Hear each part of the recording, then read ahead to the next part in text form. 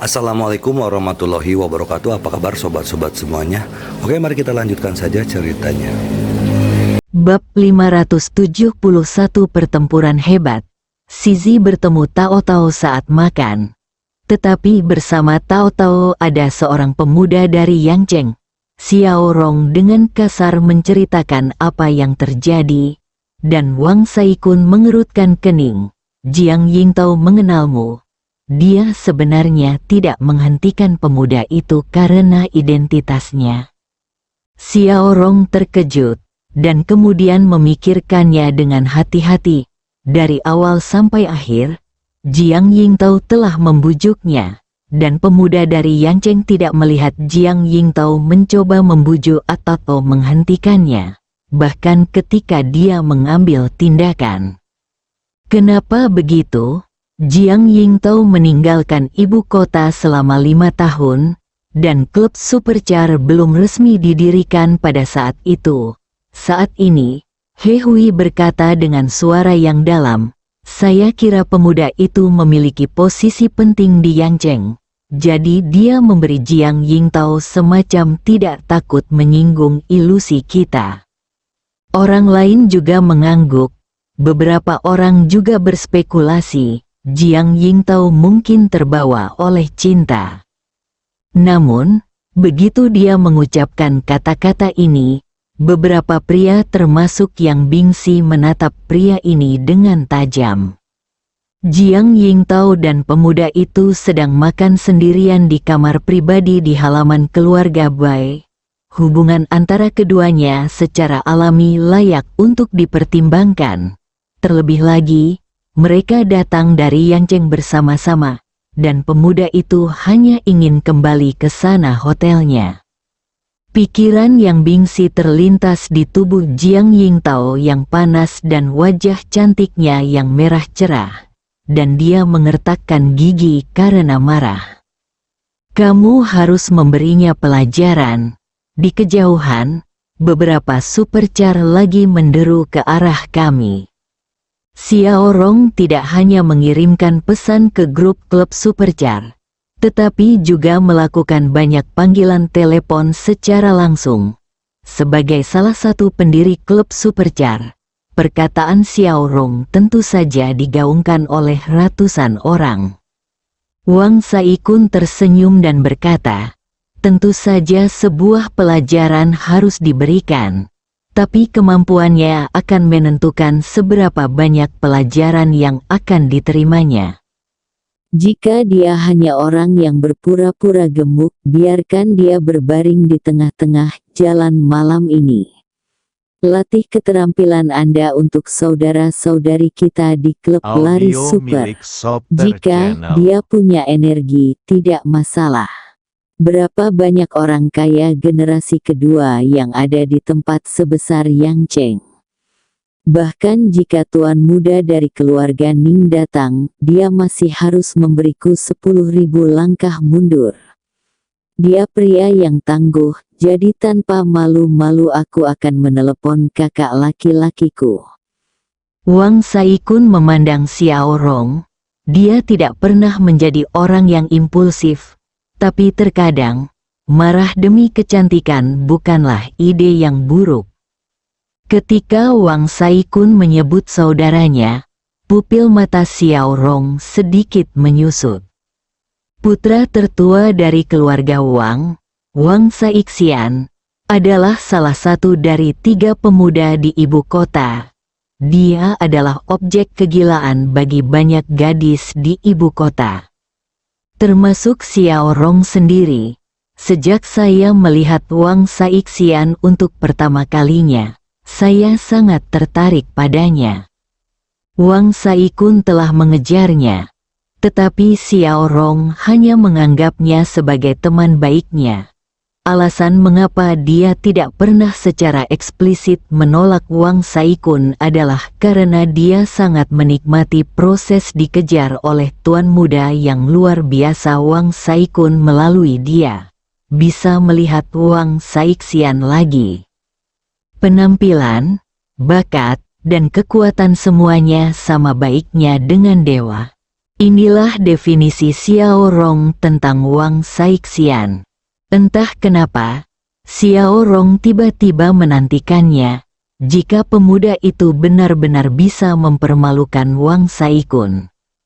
Pikiran ini terlintas di benaknya, dan Xiao Rong menggelengkan kepalanya dengan cepat. Dia tidak ingin melihat situasi ini, yang berarti seluruh klub Supercar tidak mampu bersaing dengan pemuda itu.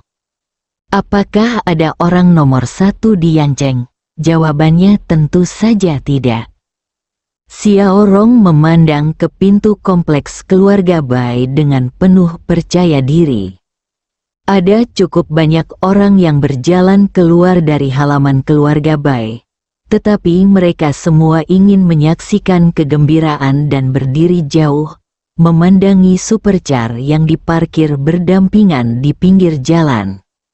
Kamp konsentrasi generasi kedua kaya tingkat atas yang dikabarkan, klub Supercar. Saya akui saya merasa masam, saya sangat ingin menjadi anggotanya. Berapa banyak uang yang bisa kamu hasilkan dalam sehari? Kamu begitu sombong hingga berani melamun. Xiao Rong, Wang Saikun, Hei, Wen Fanxing juga ada di sini, dan 3 dari 5 pendiri klub Supercar tiba-tiba muncul. Aku mendapat sedikit informasi. Orang yang menyinggung klub Supercar malam ini berasal dari Yancheng. CK. Aku yakin dia tidak akan berani meninggalkan kompleks keluarga Bai setelah sebungkus potongan pedas. Saat ini, Wang Saikun juga mengerutkan kening. Belum keluar. Ngomong-ngomong, siapa nama orang itu? Wen Fanxing yang datang dari belakang bertanya. Semua orang saling memandang. Xiao Rong menggelengkan kepalanya. Yang Bingxi juga menggelengkan kepalanya. Dia tidak dapat mengingat apakah Jiang Yingtao telah memperkenalkan nama pemuda itu. Perhatiannya tertuju pada Jiang Yingtao dari awal sampai akhir, sampai pemuda itu mengambil tindakan.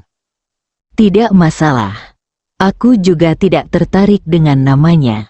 Aku hanya bertanya dengan santai. Wen Fanxing merentangkan tangannya dan langsung berkata, kebetulan ada beberapa teman yang mengunjungiku. Aku akan mengajak mereka ke sana ikut bersenang-senang dan perkenalkan mereka kepada Anda. Wen Fanxing menunjuk ke orang-orang di sebelahnya. Tuan Fu Longxi, wakil pemimpin aliansi petinju utara.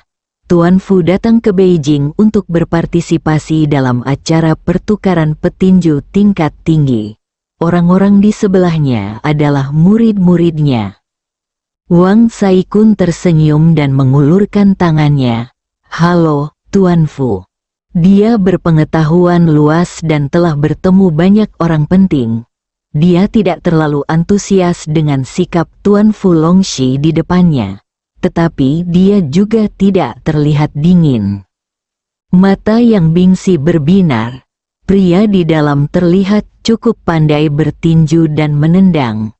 Akan menjadi kejutan yang tidak terduga jika Tuan Fu Longxi dapat membantunya. Fu Longxi terkenal di dunia tinju utara. Statusnya di aliansi petinju utara adalah yang kedua setelah pemimpinnya. Fu Longxi juga menyapa yang lain satu persatu. Dalam hal keterampilan tinju dan menendang, gabungan generasi kedua yang kaya ini bukanlah tandingannya. Tetapi dari segi latar belakang, salah satu dari mereka dapat membunuhnya. Fu Longxi datang ke ibu kota karena akan diadakan acara pencaksilat di ibu kota Xiangshan dalam waktu dekat. Penggagas acara tersebut adalah sekte ortodoks di dunia seni bela diri. Aliansi Petinju Utara adalah organisasi kungfu tinju dan tendangan sekuler, dan pada awalnya tidak memenuhi syarat untuk berpartisipasi dalam kegiatan seni bela diri. Namun, Fu Longxi pernah bergabung dengan sekte ortodoks, dan gurunya kebetulan datang untuk berpartisipasi dalam acara ini, jadi dia diberikan tempat ini. Gemuruh, supercar terus bermunculan, dan seluruh jalan hampir penuh. Di antara kerumunan, beberapa remaja putri sedang memegang banyak tas belanjaan di tangan mereka dan melihat-lihat. Lihatlah keseruannya, ada lusinan supercar yang diparkir di pintu masuk by Family Courtyard, sungguh spektakuler. Salah satu wanita berkacamata sangat bersemangat. Ku dengar seseorang menyinggung klub balap Super Beijing. Orang itu masih berada di kompleks keluarga Bai. Sepertinya, dia tidak berani keluar. Tentu saja aku tidak berani keluar. Jika aku takut, aku akan buang air kecil. Ying-Ying, awalnya aku ingin merayakan ulang tahunmu terlebih dahulu di kompleks keluarga Bai malam ini. Tapi sekarang sepertinya kita sebaiknya bergabung saja dalam kesenangan. Gadis bernama Ying-Ying, yang bermarga Zong, bertubuh tinggi dan bermata lembut. Melihat pemandangan di depannya, alisnya sedikit berkerut. Apakah tidak ada orang yang ingin mengerahkan pasukan dan memobilisasi orang seperti ini? Siapa yang berani peduli dengan para pangeran ini? Terlebih lagi, mereka tidak melanggar hukum. Mereka hanya memarkir mobil di pinggir jalan. Gadis berkacamata berkata, kalaupun polisi lalu lintas datang, mereka hanya akan melakukannya mengeluarkan tiket. Semakin banyak orang yang menonton, dia keluar, Hei Hui, yang sedang memperhatikan pintu masuk kompleks keluarga Bai, tiba-tiba berteriak. Seorang pria dan seorang wanita keluar dari halaman keluarga Bai. Postur tubuh wanita itu mempesona tapi tidak glamor, memancarkan cahaya yang menggoda dan menarik perhatian. Biasanya, dia pasti bisa menarik perhatian semua orang. Tapi sekarang, semua orang semakin penasaran. Mata mereka tertuju pada pemuda itu. Dia berpakaian santai, bukan pedagang kaki lima, tapi jelas bukan dari bahan mahal. Dia berpenampilan tampan, dan dia memegang tas di tangannya. Ekspresinya sedikit terkejut, dan dia jelas tidak menyangka akan terjadi pertempuran sebesar itu di pintu masuk kompleks keluarga Bai. Dia sepertinya sedikit terkejut. Orang yang menyinggung klub supercar itu sebenarnya ada niat mengemasnya. Bisakah tas yang dibawanya dibawa pergi? Ini adalah hati yang besar. Jiang Yingtao mengerutkan kening. Dia benar-benar tidak menyangka akan terjadi pertempuran besar di luar. Setelah Xiao Rong dan yang lainnya pergi, Chu Chen melihat Jiang Yingtao terganggu makan malam ini. Jadi dia memesan makanan penutup untuknya dan mengemasnya untuk dibawa kembali ke hotel. Namun waktu tunggu untuk dessert ini agak lama. Setelah mereka berkemas, mereka berjalan keluar halaman di bawah tatapan penuh arti dari pelayan yang bertanggung jawab mengantarkan makanan penutup. Itu keterlaluan. Jiang Yingtao mengerutkan kening dan berjalan ke depan. Dia awalnya berpikir bahwa demi dia, Sister Rong tidak akan membalas Chu Chen di depannya bahkan jika dia tidak puas dengannya. Tapi sekarang, seluruh klub supercar mulai berlaku. Inilah Sister Rong yang mencoba membangun otoritasnya. Kamu sangat menghargaiku. Chu Chen melangkah maju dengan makanan penutup di tangannya. Bab 572 Sekte Beidou, Fu Longxi. Ketika Jiang Yingtao dan Chu Chen berjalan maju, Xiao Rong, Wang Saikun dan Wen Fanxing juga memimpin banyak anggota klub menuju sisi ini. Ketika mata banyak orang tertuju pada Jiang Yingtao, mereka tiba-tiba menebak asal-muasal konflik ini. Kecantikan adalah bencana, orang dahulu tidak akan menipu saya. Saudara Kun, itu dia, yang Bingsi menunjuk ke arah Chu Chen, dan orang-orang lain yang mengikuti juga mengepung Chu Chen. Saudari Rong, ini masalah sepele. Wajah Jiang Yingtao serius, dan dia menahan amarahnya. Karena dia menolak untuk meminta maaf dan menyerang Zizi dan yang lainnya 2 kali, ini bukan lagi masalah kecil. Jiang Yingtao ingin mengatakan sesuatu yang lain, tetapi dihentikan oleh Chu Chen. Hal semacam ini harus diselesaikan oleh laki-laki. Makanan penutupmu. Chu Chen menyerahkan tas di tangannya kepada Jiang Yingtao, lalu menatap semua orang. Apa yang ingin kamu lakukan? Wang Saikun menyipitkan matanya dengan dingin dan menatap Chu Chen. Reaksi Chu Chen jauh lebih tenang dari yang dia duga. Benarkah dia punya sesuatu untuk diandalkan? Atau Yelang sombong? Bagaimana kamu ingin bermain? Yang Bingsi mencibir, mengapa aku tidak memberimu kesempatan lagi? Aku tidak perlu kamu meminta maaf. Aku hanya berjalan ke tengah jalan, berbaring, memegangi kepalaku dengan kedua tangan, lalu biarkan mobil saudara laki-lakiku mengelilingiku. Kamu berlari beberapa putaran dan melatih keterampilan mengemudimu. Yang Bingsi melangkah maju dan menatap langsung ke arah Chu Chen. Kamu, apakah kamu mengerti? Jiang Yingtao menghela nafas secara diam-diam. Dia sudah bisa memprediksi adegan selanjutnya. Dengan tamparan keras di wajah, dan kemudian tendangan dengan kakinya, Yang Bingsi langsung terbang keluar. Saya lebih suka kesederhanaan dan kekasaran, kata Chu Chen.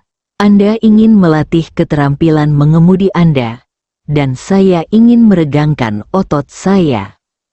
Gambar bersifat sementara. Banyak orang yang menonton dari kejauhan tercengang. Mereka tahu bahwa anggota Super Running Club berkumpul hanya untuk pemuda di depan mereka. Namun mereka tidak pernah menyangka bahwa pemuda tersebut akan mengambil inisiatif untuk melakukan sesuatu ketika dia sendirian dan dikelilingi oleh banyak orang. Apakah dia gila? Kau tahu, para pangeran ini dikelilingi oleh banyak pengawal. Ini benar-benar pertunjukan yang bagus. Sebelum Wang Saikun dapat berbicara, anggota klub Supercar sudah bergegas maju. Mereka semua adalah pemuda, penuh darah, dan bergegas maju sambil mengaum. Gadis berkacamata yang berdiri di samping Zhong Yingying tercengang. Sepertinya saya telah melihat ratusan juta dolar dilempar ke arah pemuda itu. Audio Zhong milik Yingying Soccer meliriknya. Channel. Bang, bang, bang. Chu Chen tanpa ampun dalam serangannya. Tetapi tidak peduli berapa ratus juta yang dimiliki lawannya, dia menjatuhkan mereka satu persatu. Biarkan pengawal itu datang. Wang Saikun mengerutkan kening dan berbicara dengan suara yang dalam. Banyak anggota klub mundur karena malu, menatap Chu Chen dengan mata penuh amarah. Pukul aku dengan keras. Yang Bingsi menjadi tenang dan berdiri, geram. Tamparan seperti itu di depan semua orang, yang lebih menyakitkan daripada wajah adalah penghinaan dari jiwa. Namun, hasil dari memiliki pengawal tersebut tampaknya tidak berbeda. Chu Chen mengambil tindakan, dan para pengawal itu jatuh satu persatu. Siapa dia? Wang Saikun memandang Jiang Yingtao berdiri di samping dengan tas makanan penutup di tangannya. Sepertinya tidak terkejut dengan pemandangan ini. Ini semua sesuai ekspektasinya. Kamu cukup pandai bertarung. Wen Fanxing tersenyum. Dia telah melihat terlalu banyak orang yang bisa bertarung. Sekarang dia memiliki seseorang di sisinya yang lebih baik dalam bertarung. Wakil pemimpin aliansi petinju utara, Fu Longxi. Tuan Fu, saya khawatir saya akan merepotkan Anda malam ini, kata Wen Fanxing. Fu Longxi melirik Chu Chen dan tersenyum tipis. Dibutuhkan sedikit usaha. Dengan kata-kata Fu Longxi, Wang Saikun merasa diyakinkan. Dia awalnya ingin mengeluarkan ponselnya untuk mengambil foto pria itu dan mengirimkannya ke teman-temannya di Yancheng untuk mengetahui identitas orang tersebut. Tetapi setelah memikirkannya, Wang Saikun merasakannya bahwa itu tidak perlu. Alasannya sederhana, ini adalah ibu kotanya. Biarpun dia seekor naga, dia tetap harus digulung. Terdengar seruan seru dari kerumunan. Bagi orang awam, alangkah luar biasa jika satu orang bisa menang melawan dua orang. Namun bagi pemuda di depannya, sudah ada 20 atau 30 pengawal yang terjatuh di bawah tangan dan kakinya. Ini bukan pengawal biasa, mereka yang dapat menarik perhatian para pangeran ini dan memilih mereka sebagai pengawal pribadi pada dasarnya adalah pengawal yang cakap. Namun bekerja sama, mereka bukanlah tandingan pemuda itu. Dari awal hingga akhir, pemuda itu menggunakan tangan dan kakinya secara bersamaan, seperti berjalan-jalan santai di halaman. Orang ini kelihatannya tidak asing. Sepertinya saya pernah melihatnya di suatu tempat. Dalam postur ini, apakah perlu satu orang untuk menghadapi seluruh klub Supercar? Pertengkaran semakin besar. Pada akhirnya tidak bisa diselesaikan dengan tinju dan tendangan. Orang ini telah menyinggung klub Supercar. Tidak ada peluang sukses malam ini. Boom booming, setelah dua pengawal lagi disingkirkan oleh Chu Chen menatap mereka dan menggelengkan kepalanya dengan lembut. Itu hanya gerombolan. Tuan Fu, kata Wen Fanxing. Fu Longxi melambaikan tangannya, kalian semua berkumpul. Meskipun Chu Chen hanya menunjukkan sebagian dari kekuatannya, Fu Longxi juga dapat melihat bahwa di antara murid-muridnya, tidak ada satupun dari mereka yang bisa menandingi Chu Chen jika mereka bertarung sendirian. Begitu dia selesai berbicara, 6 siswa Fu Longxi bergegas keluar pada saat yang sama dengan ganas. Wen Fanxing tersenyum, ini semua adalah murid-murid yang dibawa oleh guru Fu sendiri. Kekuatan mereka masing-masing tidak sebanding dengan pengawal biasa. Mereka memiliki kungfu sungguhan. Wen Fanxing terdiam dan senyuman di wajahnya membeku. Tamparan di wajahnya datang terlalu cepat. Sebelum dia selesai berbicara, 6 siswa Fu Longxi telah terjatuh ke tanah. Tidak ada perbedaan dari banyaknya pengawal yang jatuh di depan Chu Chen sebelumnya. Fu Longxi juga mengangkat alisnya, Xiantian. Jarang ada pejuang muda bawaan seperti itu, bahkan bisa dikatakan di luar dugaan Fu Longxi. Namun, ekspresi Fu Longxi masih tenang dan tenang. Menurut dunia prajurit, kekuatannya berada di puncak prajurit bawaan. Fu Longxi yakin tidak akan menjadi masalah untuk memenangkan prajurit muda bawaan di depan dari dia. Fu Longxi keluar. Mata semua orang tertuju pada Chu Chen. Siapa tuanmu? Fu Longxi berkata dengan suara yang dalam. Menanyakan langsung guru Chu Chen tentang identitasnya berarti Fu Longxi menganggap dirinya sebagai sesepuh Chu Chen. Dia adalah Chu Chen. Pada saat ini, di antara kerumunan, tiba-tiba terdengar seruan. Saya ingat, Dia adalah penguasa Nanquan, Chu Chen. Saat itu, keterampilan bertarung Amerika Selatan berkembang pesat, dan mereka menginginkannya untuk menantang Kungfu Tiongkok. Chu Chen akhirnya mengalahkan Master Amerika Selatan Zhao Fangquan dan membela kehormatan Kungfu Tiongkok. Saat kamu mengatakan itu, aku juga ingat bahwa Chu Chen memiliki seorang guru yang diakui sebagai Dewi Seni Bela Diri Tiongkok kuno. Chu Chen? Siapa Chu Chen? Kenapa aku belum pernah mendengar tentang dia? Kerumunan tiba-tiba menjadi hidup. Master Tinju Selatan, Chu Chen. Namanya Chu Chen, Xiao Rong bertanya. Wen Fanxing pun merentangkan tangannya. Saya tidak pernah memperhatikan orang-orang di luar ibu kota. Ada yang bilang dia juara kompetisi barongsai nasional yang baru saja berakhir beberapa waktu lalu. Wang Saikun terlihat santai. Menurut komentar orang lain, orang ini bisa menari, dan dia punya master yang bisa melakukannya bahkan lebih baik. Itu saja. Seperti yang diharapkan, dia adalah seorang seniman bela diri. Tapi malam ini, bisakah dia mengalahkan ibu kota sendirian? Fu Longxi menatap Chu Chen dengan cermat. Ketika seseorang menyebut nama Chu Chen dan secara samar-samar mengungkapkan beberapa perbuatannya, Fu Longxi mengetahui identitas Chu Chen. Fu Helu, yang dikalahkan oleh Chu Chen di kompetisi barongsai nasional, adalah saudara laki-laki Fu Longxi. Chu Chen, murid Jiuk Xuanmen, ternyata itu dia. Mata Fu Longxi menyipit dengan dingin, tapi niat bertarung di matanya menjadi lebih intens. Jiuk Xuanmen dikenal sebagai gerbang paling menakjubkan di dunia.